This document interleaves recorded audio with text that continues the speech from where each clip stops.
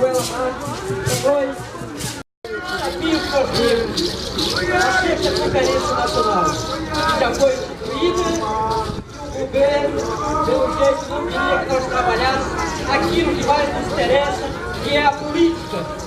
Apesar, a nossa política de saúde pública, ela já caducou.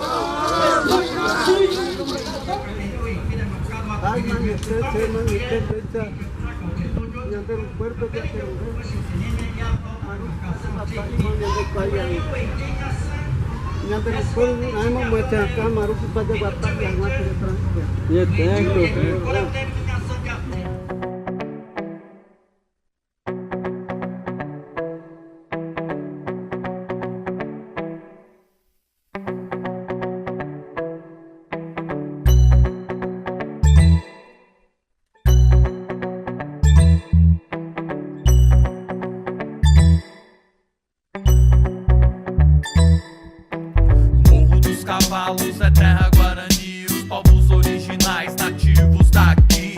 O Morro dos Cavalos é terra Guarani, os povos originais nativos daqui. Os Guaranis são um povo guerreiro, são a raiz, são os primeiros brasileiros.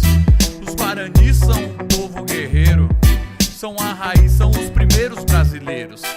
Seguiremos resistindo e não vamos desistir pelo direito de viver aqui. Seguiremos resistindo e não vamos desistir pelo direito de viver aqui.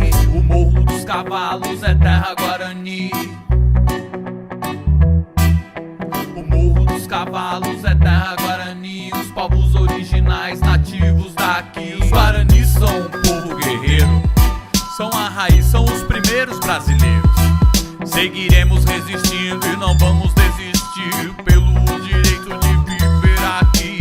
O Morro dos Cavalos é terra Guarani, os povos originais nativos daqui. O Morro dos Cavalos é terra Guarani, os povos originais nativos daqui. Os Guaranis são um povo guerreiro, são a raiz, são os primeiros brasileiros.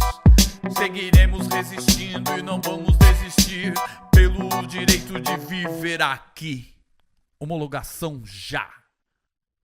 E o Morro dos Cavalos está aqui, junto com vocês. O povo Guarani está aqui, presente hoje nessa luta, nessa campanha. Parentes, seguimos em união, com fé e esperança. Chegamos lá com garra e força para lutarmos e estarmos presentes, mostrando para eles que nós, como a nossa amiga nos falou no último debate, nós vamos pintar Brasília de Genipapo e Urucu. Seguimos a luta, parentes. Avante!